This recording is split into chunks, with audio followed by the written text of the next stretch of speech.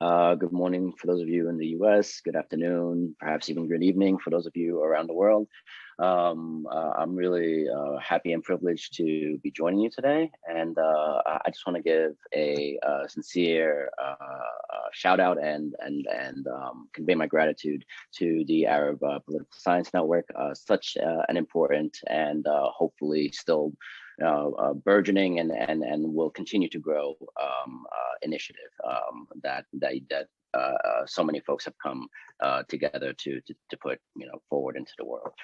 So let me share a little bit of what I got here this morning, and really I'm looking forward more so to your questions, but hopefully I can give a bit of a sense, a bit of a start to kind of get us off here. So I'm going to be talking about some insights, some challenges when it comes to Arab American public opinion.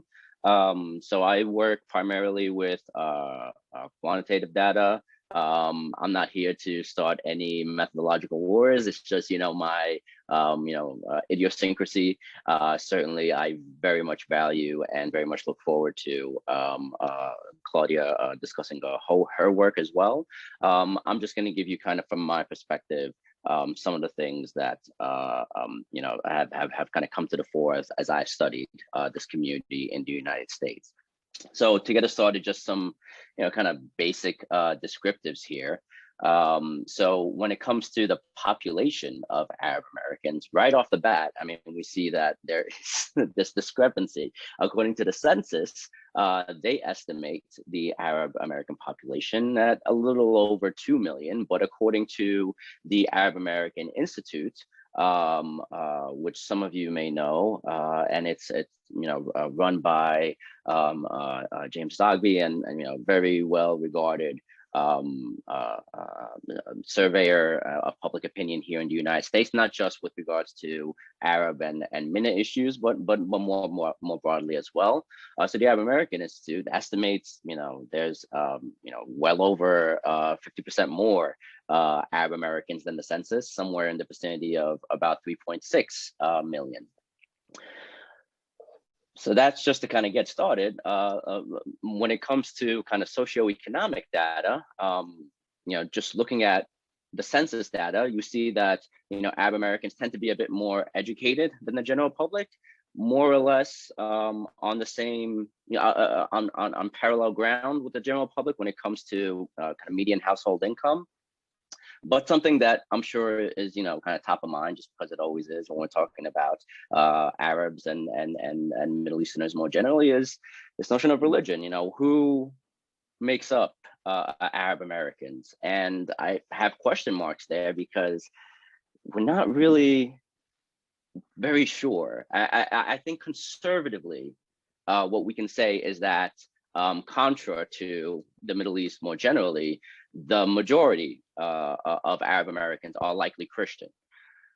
How much of a majority? That is a little hard to nail down. So why is the data on Arab Americans, so sparse or otherwise questionable? Well, it goes back to the unending fascination with race that we have here in the United States and tying societal standing to one's racial designation.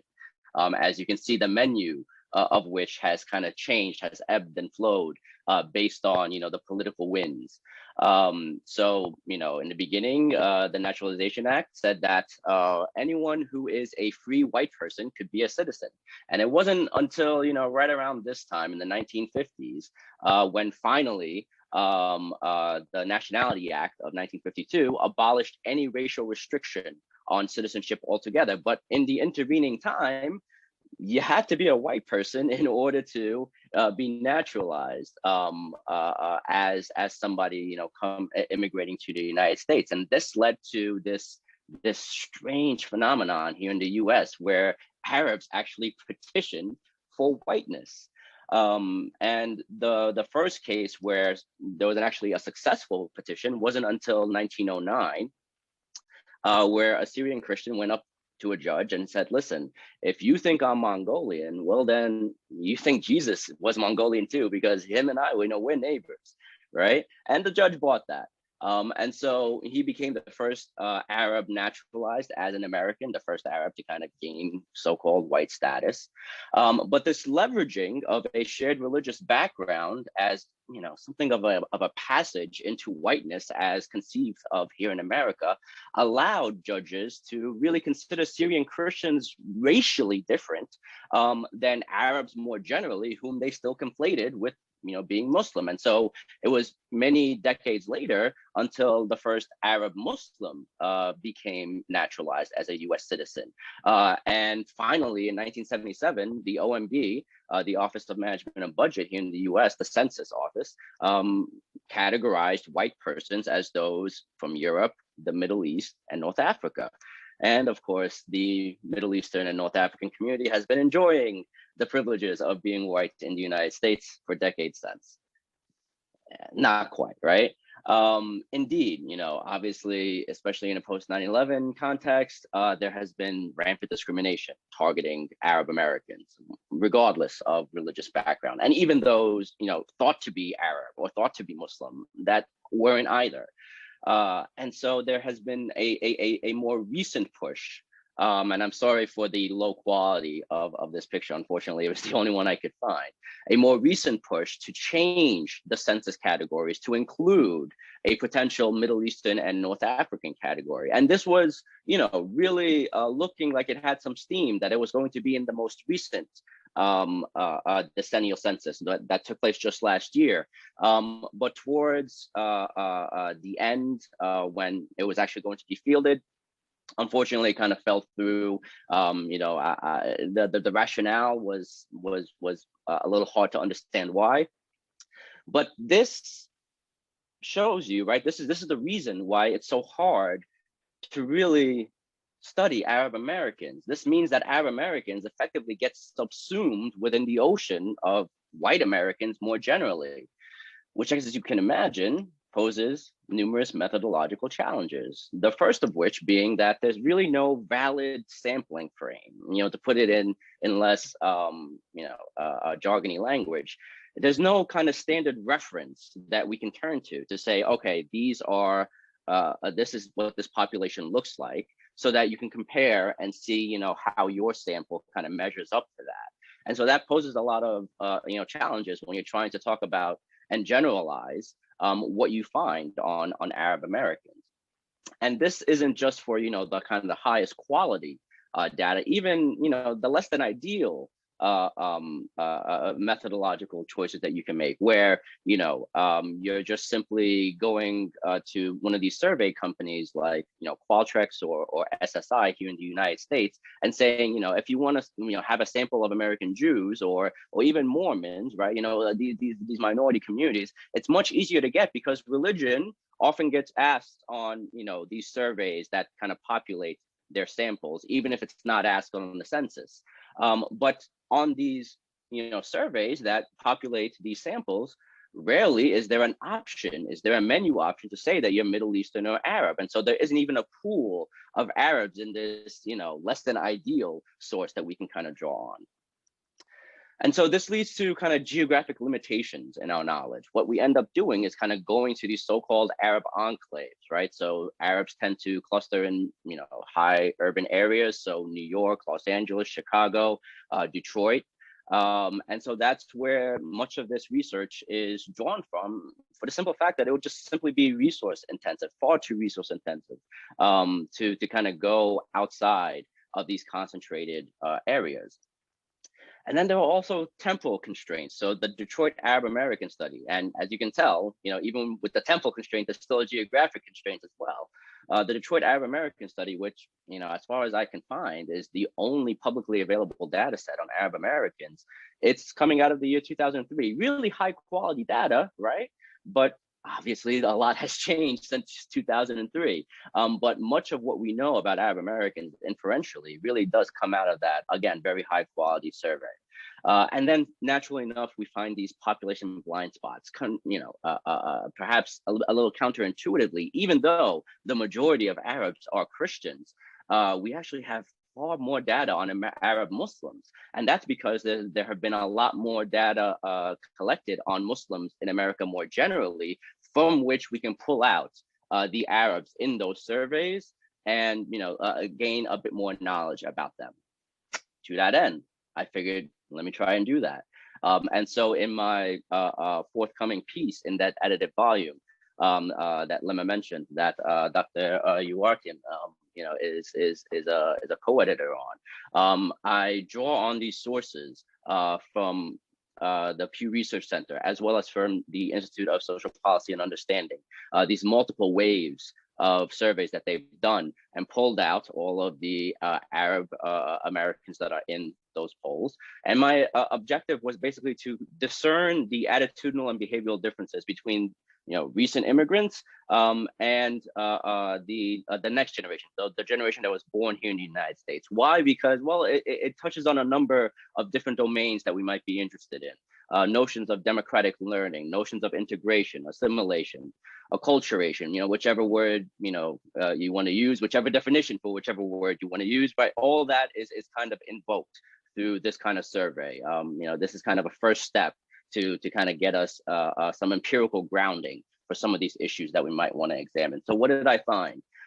So just to give, like real quick, so if something is significant on the right side of the table, that means on that metric, you are more likely to be US born. And if it's significant on the left side of the table, then on that metric, that you are more likely to be foreign born.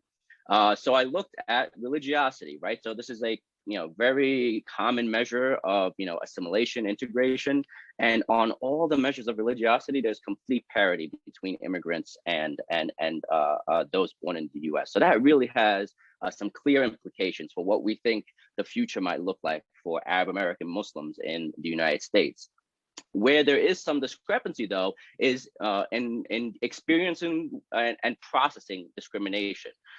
So overt discrimination seems unfortunately pretty equally distributed between immigrants and native-born Arab American Muslims. However, the frequency of discrimination seems to tend towards more those who are born in the US. And this could be for a number of possible reasons, right? Perhaps they are putting themselves in situations where they are more liable to get discriminated, right? When they don't fear that discrimination, but they recognize that discrimination, or more so to that recognition point, perhaps they code different actions as discriminatory that those who are immigrants might not be able to kind of read as such.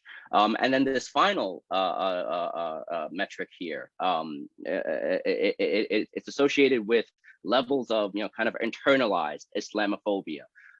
And immigrants are far more likely to have at least some buy-in to this anti-Muslim rhetoric that unfortunately has populated the U.S. in recent years, whereas native-born Arab American Muslims really are kind of pushed back against that.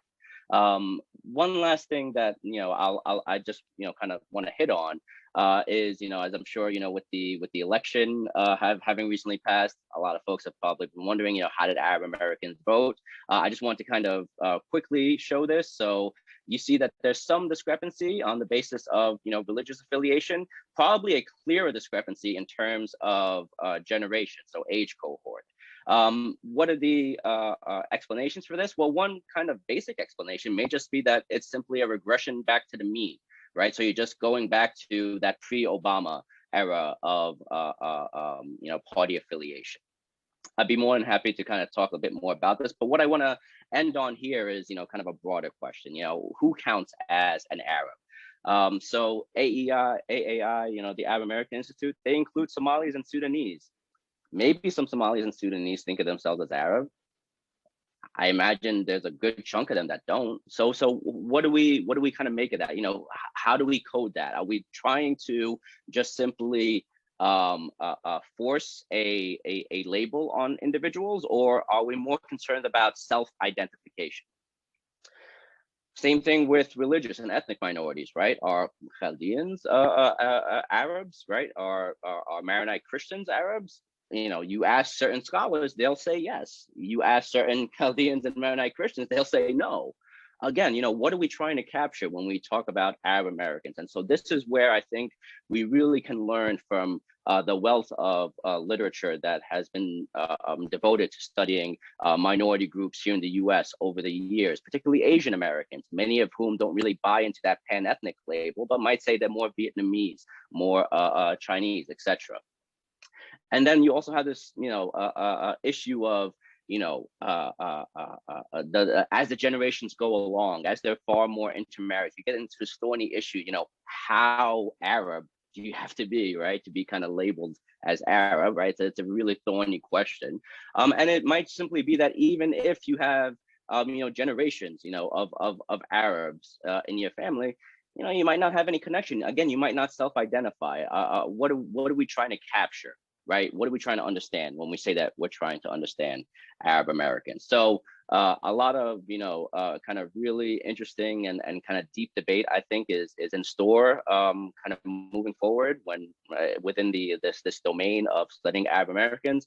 But at least for the foreseeable future, I can make my students sufficiently uncomfortable when we go into class discussion. I like doing that. All right. Thank you very much, everyone. And I look forward to hearing your questions.